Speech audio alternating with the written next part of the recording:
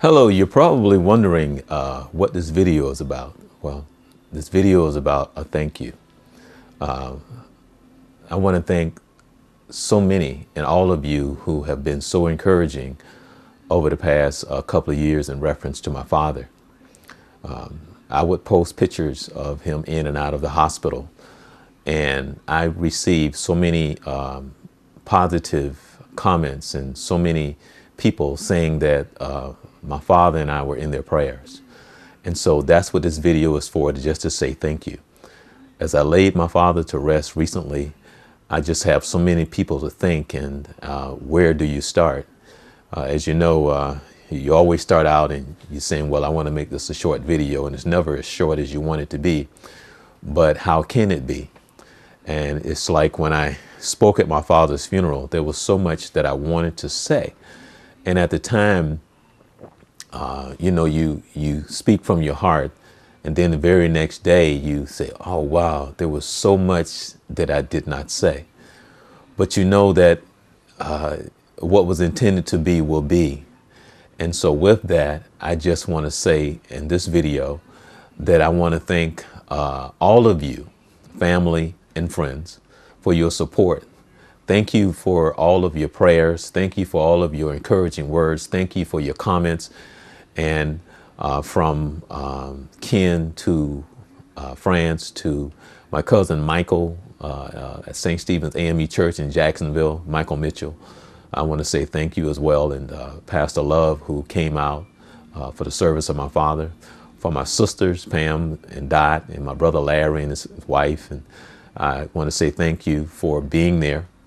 Thank you for my cousin Linda, her mother, Aunt Georgia. Thank you so much, Aunt Esther. You know you're a blessing and the angel that you are, and we already know about the special place for you in heaven, and for all your kind words and patience for over so many years, and for my Uncle Decatur for stepping up to the plate.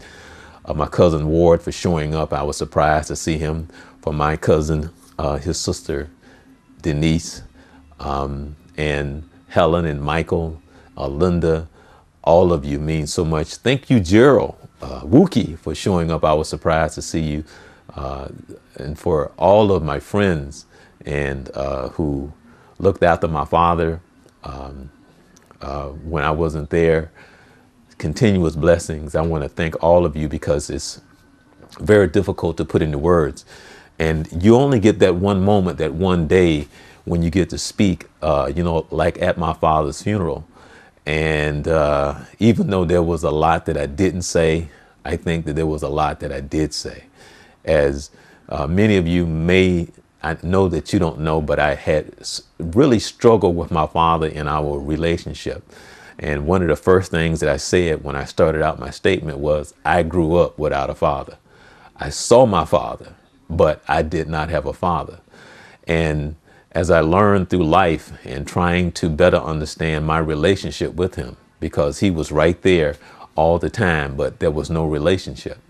That as I learned recently, as far as recently, it wasn't until around 2006, somewhere around up in there, as I had a conversation with his sister to better understand some of the things and the challenges that he faced. I always loved my father, and it was trying because of some things that took place that just hurt my heart.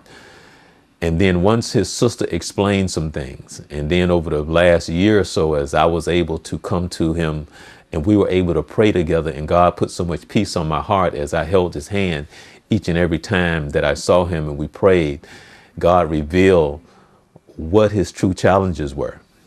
My father was born with some difficulties because there were some problems at birth, which really hindered his development in so many areas of his life. And so he came from a family of excellence. He came from a family of high academics. He came from a family which the bar was set so high. And so through his other four siblings, they were all able to go on, from his father and mother, who were college graduates, to the highest degree that you can possibly imagine. And his father, whose mentality was, how dare I have a child that can't learn? And from his mother trying to protect him.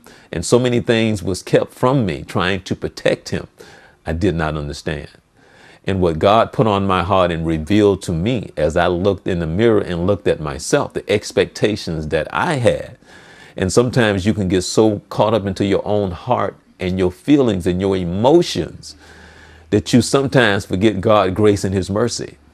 And so God had to reveal to me from the day that my father was born to the life that he lived to the day that he died, that God had a plan for my father, and whatever that was God's plan. And within that plan, he lived it. And so if it didn't fit into my perception of my emotions and my feelings, I still cannot forget God's grace and his mercy. Because what God had to reveal to me was my father has never not been a father in his mind, because he was being the best father he knew how to be. And so with that, I had to get over my own feelings and my emotions, because he can only be what he can be, not from the expectations of what I wanted him to be. So I needed to try to humble myself, despite the fact that, yes, I wanted the relationship and so much I wanted from him based on the father and son relationship I thought we should have. But I had to come to realize that my father has never not loved me. He has not never wanted to do for me. He was only able to do the best of his ability. I say that only because God had to reveal that to me, because so much was kept from me. And if there was things in which I better understood years later, I could have better helped my father.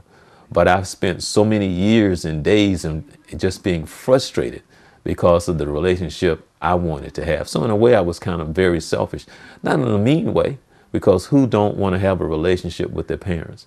But I was very limited because he was limited, because he didn't understand and I didn't understand why he didn't understand. There was too much going on in his life, and his life wasn't necessarily about me. His life was about his life and the life God intended him to have. And so a lot of people will understand that, and a lot of people won't. And so I say that to say that I want to thank you for this time, and for all those people who have posted and said and have spoken encouraging words from my pastor, to all those who have been in prayer for me, with me, and my father. I want to thank you. For all of those who are believers, and I want to say to you that if there's anything in Pacific that you would like for me to pray for or with you, please inbox me, because one of the things that I have learned is that you need to be very specific in your prayers. And with that, there's nothing wrong with, I would love to have you on my prayer list, because as I get up in the morning, I pray. During the middle of the day, I pray. Before I go to bed at night, I pray. And so with that, I just want to thank all of you, from Ken to Franz, to my Aunt Esther, to my Uncle Decatur, to Linda, to Aunt Georgia, to Pam, to Dot, to Larry, to Gerald, from Brenda, and the list goes on. And for all those who was there for my father. So thank you, Too Sweet, for coming out. Thank you, everybody. Thank you. Thank you. Thank you. Thank you. I know there's a lot that I didn't say, as I tried my best to recognize my father, and I don't know if I conveyed what I was really trying to say, what was on my heart, but I was this little kid. And at the older I get, the more I realize that I'm a lot like my father, because I grew up with a learning disability. And I didn't find that out until after I had graduated from college, because my mother had 6 kids. And I know out of the 6 kids, I got the worst grades out of everybody. They don't know that. But I know I got the worst grades out of all of my siblings. And I was the little kid who sat in the back of the classroom because I stuttered, had difficulty reading and writing. And I was hoping and praying that the teacher would never call upon me. Please don't call on me. Even to this very day, as I step into a classroom, I am so uncomfortable sitting up front, because I'm so used to sitting in the back, hoping I would not be seen, hoping the teacher will not call on me, hoping my voice will not be heard. I'm the world's worst speller, so I could never take good notes. So I never learned the true essence of the discipline of studying, and so on and so forth. And so it wasn't until well after I graduated from college that it took me a long time to do that, by the way, because of these problems that I had, dealing with depression and so on and so forth, that I learned about my learning disability. And so it's interesting because you have high expectations of yourself. And so with the pressure that even comes from yourself, sometimes you're unfair to yourself. And so you learn to be prayerful. You have to learn to be patient. You can only do your best. And it's not sometimes, but it's hard to open up. It's hard to, as Ken would say at the service, take off the mask. You just got to take off the mask. And sometimes that's very hard to do, to take off the mask. And but it's difficult sometimes because when you open up to people and when you reveal yourself, a lot of times people take advantage of you. They are not so kind once they learn certain things about you. But that's okay. God is always in control. And so I put up this video just to say thank you so very much for all of your kind words. Thank you for all of your prayers. Thank you for just taking the time enough to write something encouraging, and just knowing that there are people that really care. So sometimes it can be overwhelming, and sometimes people take things for granted, but I don't. So that's why I want to post this video, to thank everyone who took the time to write on my page, or send me a card, or a text message, or a phone call, to say thank you so very much to my cousin Kathy, my cousin Larry, everybody. Thank you so very, very, very much. It has made all the difference in the world. As I know that my father is at peace, just about 3 weeks ago, my father said something to me that I knew that it was time. He was doing fine. He was doing fine. And he said something to me in reference to, do you have my papers? So when they bury me, do you have all the information? And I went, yes, Dad, I have all the information. From that point on, my father stopped eating. And I think he was just tired and he was just ready to go home. And so with that, you just have to accept that under the circumstances. You wish it could have been different. You wish it could have been better. But it was all within God's will, all within God's time. And there's nothing that happens without him being in it, regardless of how we feel. Notice that word feel. Notice that word feel. Feeling, right? How we feel. So with that, I don't know. My vocabulary is very small when it comes to say, I don't know how else to say thank you so very much for everyone who has had concern and who was very encouraging and encouraging me right now for my father in these times. Thank you, and God bless you. Mr. Morse really loved this song. This is like one of his favorites. Choose to do classic hymn.